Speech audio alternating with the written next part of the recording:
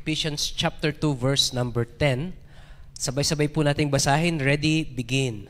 For we are His workmanship, created in Christ Jesus unto good works, which God hath before ordained that we should walk in them. Pwede na po tayong mahupo.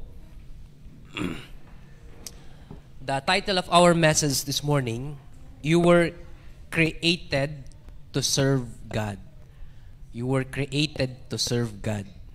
Tayo po ay nilikha ng Panginoon para maglingkod po sa Kanya. We are the creation and God is the creator. Siya po ang ating manlilikha. Common sense will tell us that the creator will create something for His benefit. Ang manlilikha ay gagawa siya, lilikha siya, mag-iimbento siya para sa kanyang pakinabang. Yan po ang purpose ng lahat ng mga manlilikha. Merong benefit sa mga manlilikha. Yung mga cellphone po natin ay inimbento to make life better. Yung mga damit na suot po natin ay inimbento yan to make life comfortable. Yung mga bahay natin, they were created for our protection. May mga purpose lahat ng mga nilikha. Ngayon, if we are going back to the creator of all creator, ang Diyos, nilikha po niya tayo for the sole purpose of serving Him. Yun po yung purpose ng pagkalikha ng Panginoon sa atin. And the ultimate fulfillment of man is found in serving its Creator. Nawawalan po ng saysay ang buhay kung hindi natin naipaglilingkod ang buhay natin sa Panginoon. Now, I would like to throw you a question. What would you prefer? A short, meaningful life or a long, boring life? Ano po ang mas pipiliin nyo? Makahulugan na maiksing buhay or mahabang buhay pero walang katuturan yung buhay natin? What would you prefer? Short. Now, let us define short. Paano po nating malalaman yung short life? Ang average lifespan po natin is 78. Kung hahatiin po natin yan, that would be 39. Yung sinasabi nila na life begins at 40, halos nandun na siya, dun sa gitna ng buhay. 39. So, when you are 40 above, pa-decline na po yung buhay natin. If you are 40 below, paakyat pa lang yung buhay natin. Pwede ba nating malaman dito? Sino yung mga 40 below? Tapos nga po kamay. 40 below ang edad. Konti lang. Ba't kayo hindi kayo nagtatas ng kamay? Hindi nyo naintindihan sinasabi ko? Parang hindi tayo nagkakaintindihan ngayong umaga. Ulitin ko lahat. Okay? Replay. Average lifespan natin, typical ng mga Pilipino, is 78. So yung gitna ng 78 na yan is 39. Sabi nila, life begins at 40. For some reason, napili nila yung buhay na yon. Ako, nadaanan ko na yung 40 years old na yon. At nandun ako sa moment of realization na tama sila, na life begins at 40. Kasi yung first 40 years mo is somehow a preparation sa totoong buhay. Walang masyadong kaseryosohan ng buhay dun sa first 40 years eh. You just enjoy life. You don't think about the future. But when you step 40, pinag-isipan mo na yung security mo kinabukasan. Kaya totoo, ang sabi nila na nagsisimula talaga ang buhay at age 40. Ngayon, sino dito yung mga 40 below? Ba, dumami. Sino dito yung 41 above? So majority po yung mga taong hindi seryoso sa buhay. Majority yung mga nandun pa lang, paakyat pa lang yung buhay. Ngayon, balikan po natin yung choices po natin kanina. If you were to choose short but meaningful life or long but boring life, pinili natin yung short, meaningful life. Define ngayon natin yung short. Diba? Yung life begins at 40. What if sabihin natin na yung short life is around 30 years? Somewhere around that age. Mabubuhay ka hanggang 30 years lang pero meaningful. On the other hand, meron kang choice, mabubuhay ka hanggang 100 pero boring. So anong pipiliin natin? 100 or 30? O, nag-iisip na yung iba dyan. Sayang yung 100,000.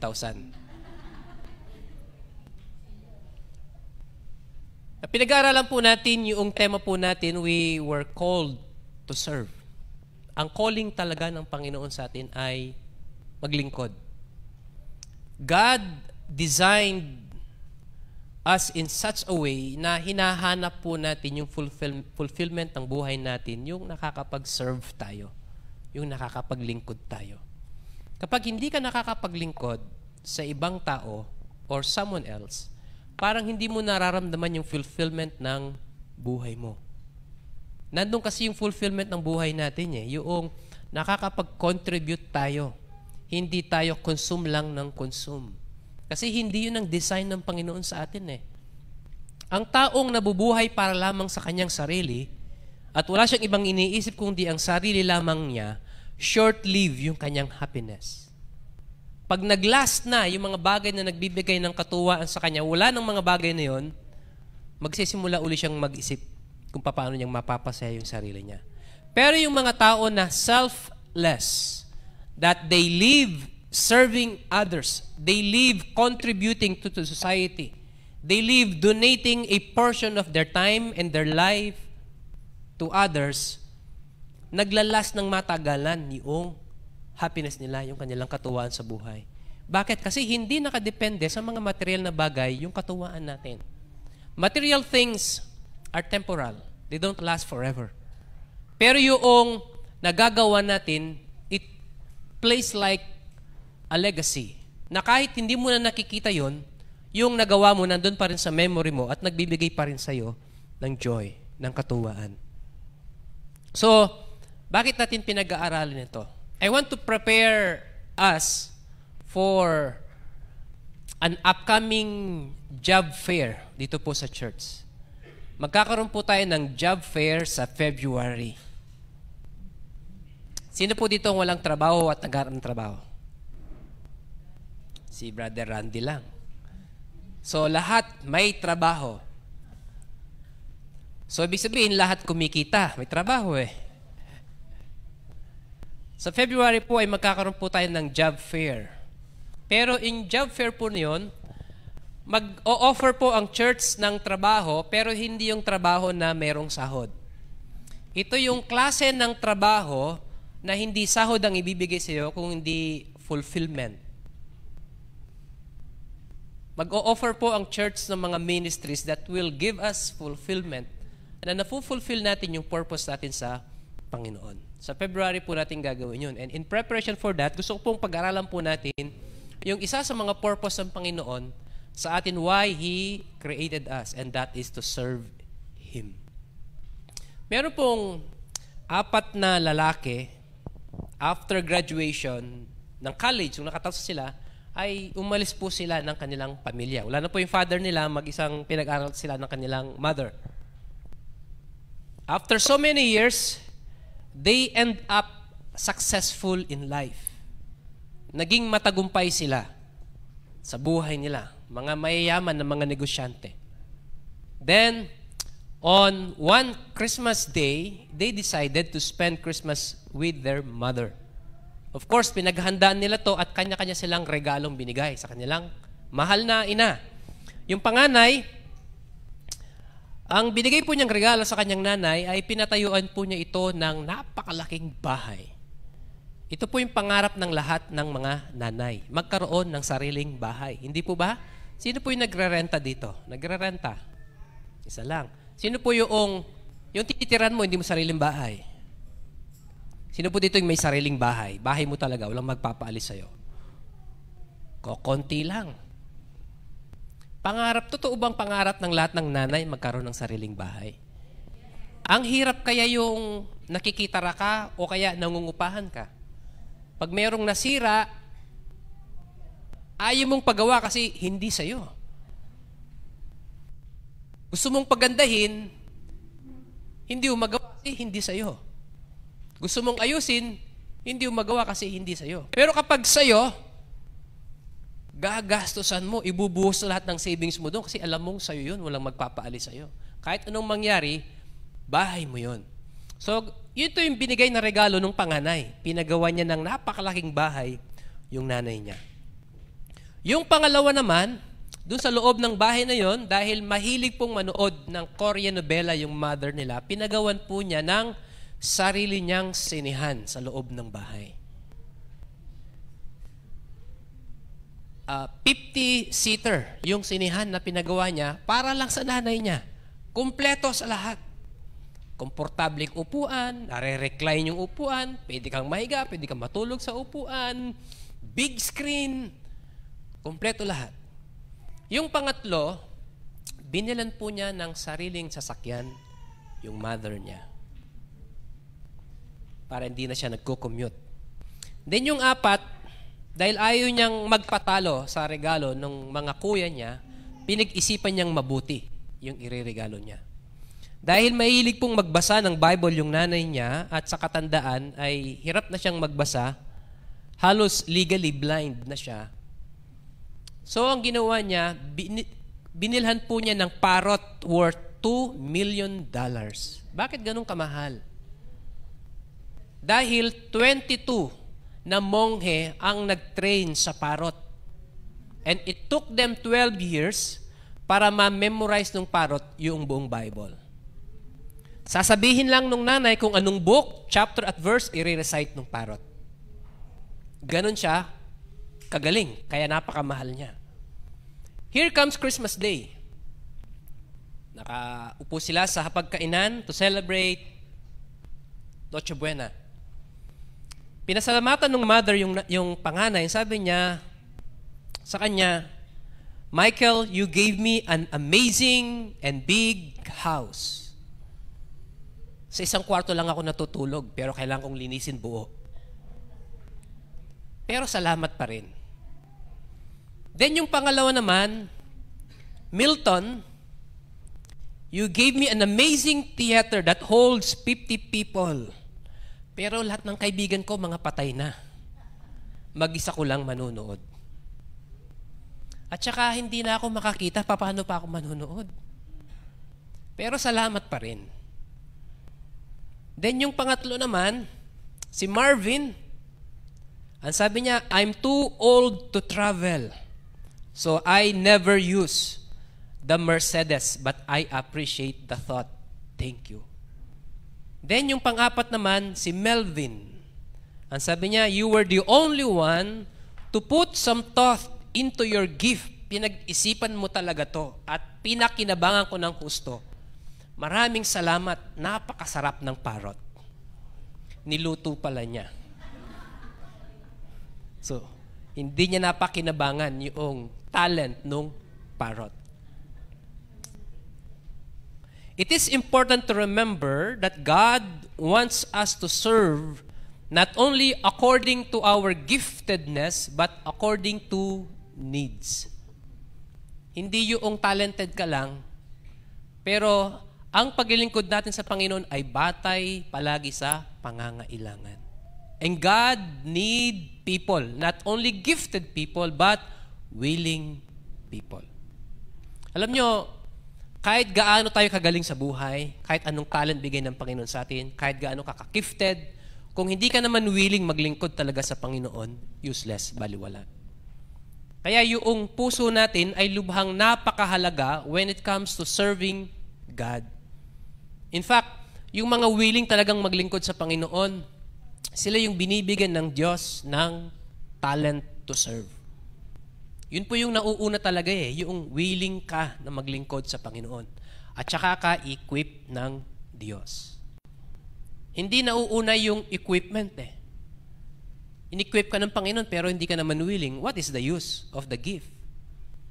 Kaya dapat willing muna tayo na maglingkod sa Panginoon.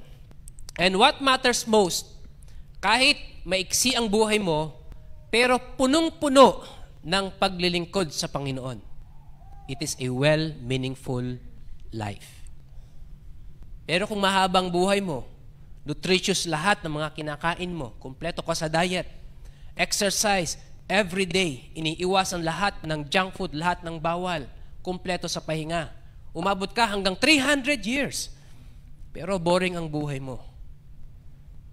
Para sa akin, parang habang buhay na parusa yon, yung wala kang nagawa para sa Panginoon. So, let's focus on the donation of our life rather on the duration of our life. Kung ano yung maiaambag natin sa lipunan. Lalong-lalo na sa paglilingkod natin sa Panginoon. Since na ang Diyos ang ating manlilikha. The Bible has a word for serving. It is called ministry. At dun sa word na yun, sa ministry, ang mga naglilingkod sa ministry ay tinatawag po natin na minister. And most people, when they hear minister, ang nasa isip kagad palagi nila ay yung pastor. The word minister in the Bible is a servant. So a servant and a minister are synonyms. They have the same meaning. Ibig sabihin, kung ikaw ay naglilingkod sa Panginoon in any capacity, it doesn't have to be a pastor.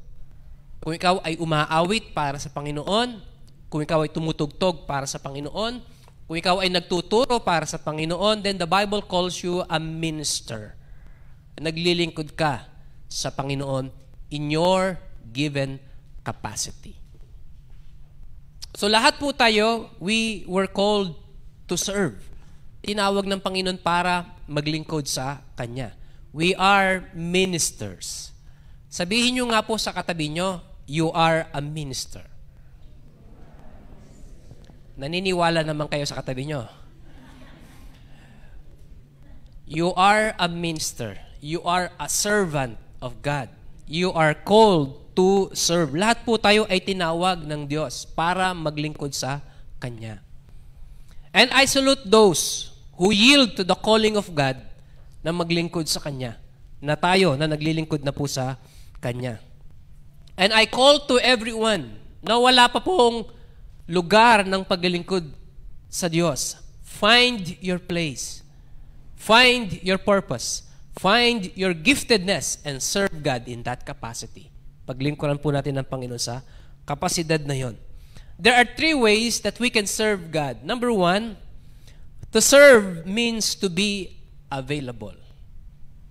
To serve means to be available. Sa Matthew chapter 20 verse 30 and 32, mababasa po natin dito yung 2 bulag na nakaupo sa kalsada. Bulag sila, hindi sila nakakita, pero nung narinig nila na padaan ng ating Panginoong Jesus, sumigaw sila sa Kanya. Have mercy on us, O Lord, thou Son of David. 2 beses nilang sinabi ito. And Jesus stood still. Huminto ang Panginoon. Nakita ng Diyos yung pangangailangan and He stopped. Huminto siya sa kanyang ginagawa. You have the capacity. You are able to help. Pero kung hindi ka naman available, it's useless. But Jesus, kahit na meron siyang destination, He has the capacity, He saw the need, He stopped. Huminto siya. The number 1 enemy of serving God is busyness. Pagiging busy. Napakarami pong opportunity na maglingkod sa Panginoon. Pero napakaraming mga Kristiyano ang hindi nakakapaglingkod sa Panginoon. Why? Because we are always busy. Busy tayo palagi. That is the number one enemy of serving God. Busyness. Alam nyo ba na marami sa mga miracles na ginawa ng Panginoon, ginawa niyang mga yon when He stopped. When He was interrupted. Huminto siya and He performed miracles. Nung pinagaling ng Panginoon itong 2 bulag na ito, He stood still, huminto siya. Nung pagalingin ng Panginoon yung anak ni Jairus, He stopped. Nung pagalingin ng Panginoon yung babae na mayroong sakit ng pagdurugo for 12 years, He did that when He stopped. Every time na magpe-perform ng miracles ang Panginoon, mapapansin natin sa Bible, He always stopped to perform miracles. If you want God to perform miracles in your life, stop and be willing to be interrupted so you could serve God. Minsan kasi ayaw natin na maabala tayo sa ginagawa natin. Busy ako, wala akong time dyan. Unahin ko muna to, mas importante ito. No wonder walang miracles na nangyayari sa mga buhay po natin because we are always busy. Hindi natin nabibigyan ng panahon ng Panginoon. Subukan nating bigyan ng panahon ng Panginoon. Subukan nating maging willing tayong maabala tayo sa mga schedule natin at bigyan natin ng time ang Panginoon. Then wait what God will do. Hintay natin kung ano ang gagawin ng Panginoon. There are 3 obstacles kung bakit hindi natin napaglilingkuran ang Panginoon. Number 1, self-centeredness. Iniisip natin palagi yung sarili po natin. Philippians 2:4, sabi ng Bible, look not every man on his own things, but every man also on the things of others. When God presented a need in front of you, guess what? God is presenting you an opportunity to serve. May inihahain na pagkakataon ng Panginoon sa atin na makapaglingkod tayo. Pero dahil masyado tayong self-centered, inuuna natin ang ating sarili at ini-ignore natin yung mga opportunity na yun. Hindi tayo nakakapaglingkod. Ang napagsisilbihan natin yung sarili natin. Not only self-centeredness, but perfectionism. We are waiting for the right time, the right opportunity. Naghihintay tayo palagi ng tamang pagkakataon, tamang sitwasyon, tamang oras, tamang kondisyon bago tayo maglingkod sa Panginoon. Well, most of the times, it does not come. Bakit? Because we are always busy. It will never come. The right time to serve God is now. Ngayon po yung pagkakataon binibigay ng Panginoon na makapaglingkod tayo. Real servants do the best they can with what they have. Hindi mo kailangang maghintay na kapag maganda ng boses ko, aawit na ako sa choir. It will not come. God doesn't require beautiful voices. Ang nire-require lang ng Panginoon para makaawit, may boses ka. Bakit man maganda? Basta may boses ka, gamitin mo para sa Panginoon. Real servants do the best they can with what they have. We don't wait for something better to come our way. Kung ano yung meron tayo, gamitin na natin para sa Panginoon. And along the way, habang naglilingkod ka sa Panginoon, hindi mo napapansin, nag-i-improve ka. God is making a better person out of you while serving God. Amen? And then not only self-centeredness and perfectionism, but also materialism. I would like to say na isa ito sa mga mabibigat na hadlang ng paglilingkod sa Panginoon. Yung pagiging materialistic ng tao. Na mas inuuna po natin yung kumita ng mas maraming salapi kaysa yung makapaglingkod sa Panginoon. No wonder, ang sabi ni Apostle Paul, that we cannot serve God and mammon. Luke 16:13. No servant can serve two masters, for either he will hate the one and love the other, or else he will hold to the one and despise the other. Ye cannot serve God and mammon. Yung mammon po dito ay pera. You cannot serve God and mammon. Pansinin po natin, sinabi niyang cannot. Hindi niya sinabing you should not serve God and mammon. Pero sinabi niya, you cannot.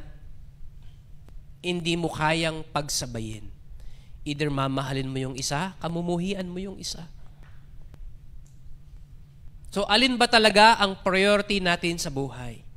Ang salapi ba o ang Panginoon?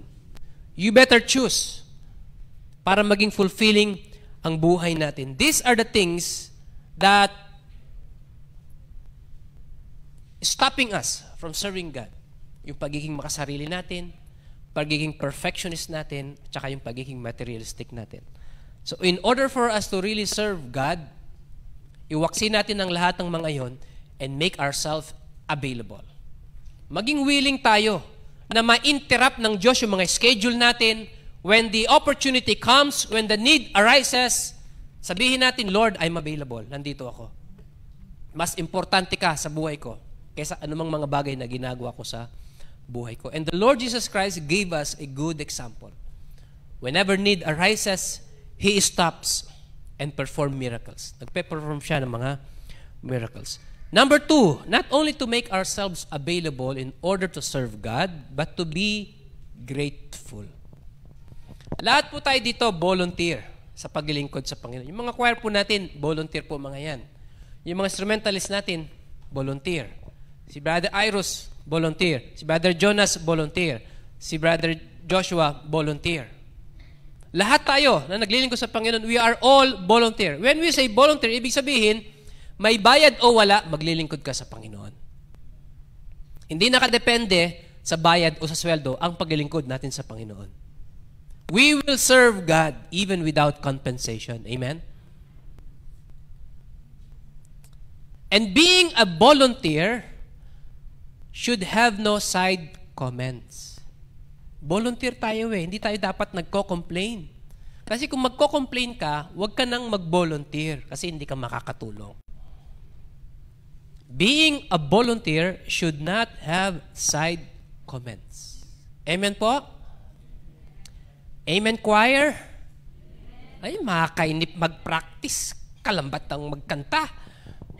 Di ba yun ang complain natin palagi? Naiinip tayo sa practice. Ang tagal nila, kadali-dali, di pa nila makuha yung parts nila. Anong oras na? We complain.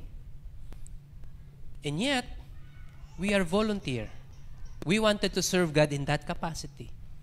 Instrumentalist. We are volunteers. Amen? We should not complain. Amen? Pag pinagalitan kayo, okay lang yan. Sapagkat your directress want you to become better. Gusto niyang mag-improve kayo. Kaya kapag nag-volunteer po tayong maglingkod sa Panginoon, we must have a grateful heart. Because to serve God is a privilege. Alam nyo, hindi tayo kailangan ng Panginoon. Meron siyang mga anghel na pwedeng gumawa ng mga gumagawa natin. And I do believe they can do a much better job. Pero bakit hindi ginagawa ng Panginoon yun? Because God is giving us the opportunity. And we should treat it as a privilege.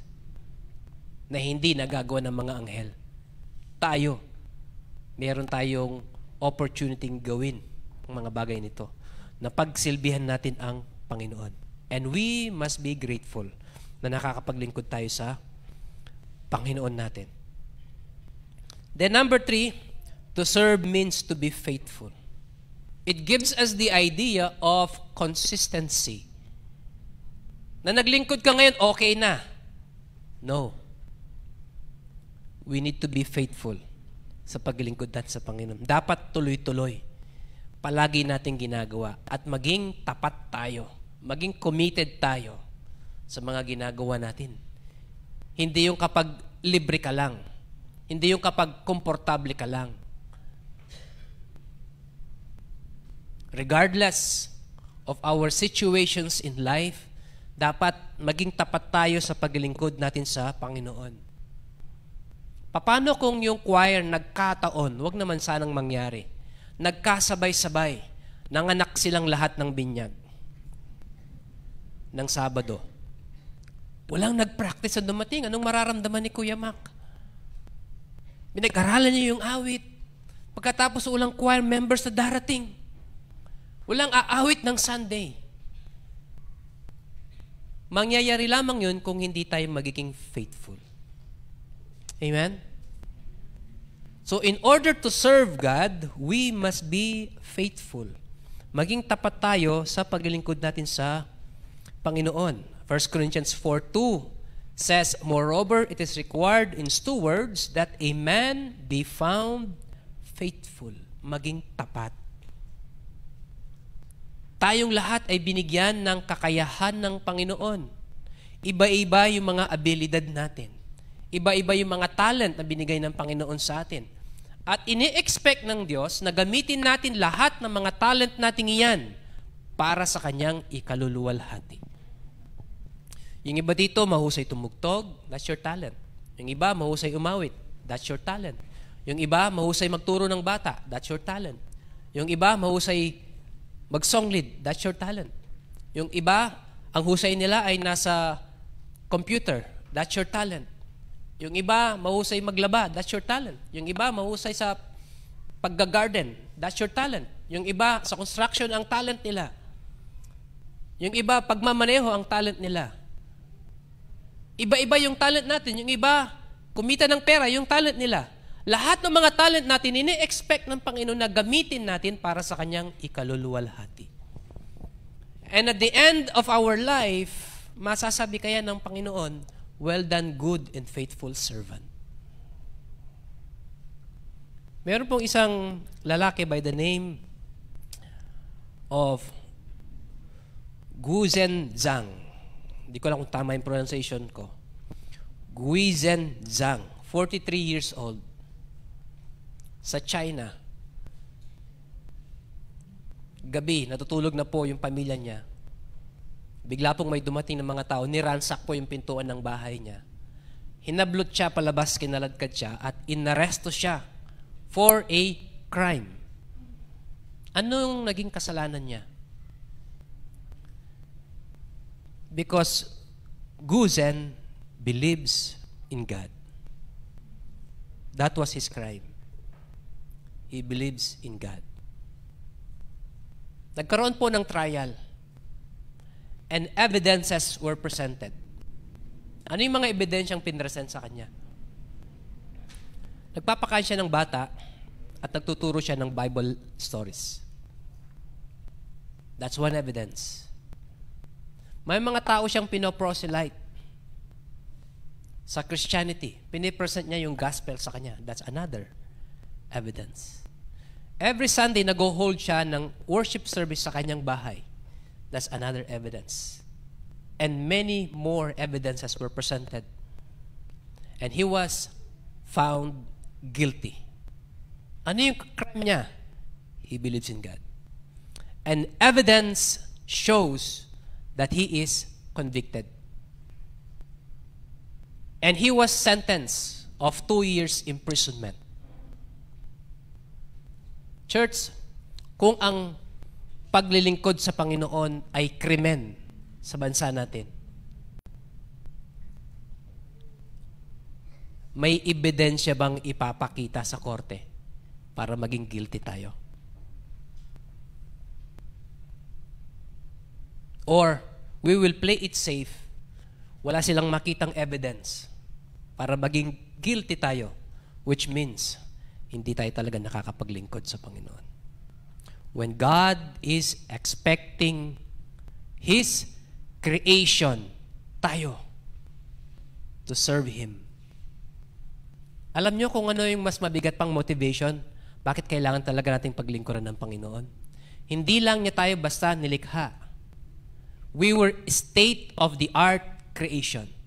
Special tayo sa lahat ng nilikha ng Panginoon. Kakaiba. When God created the heaven and the earth, He just created it with His voice.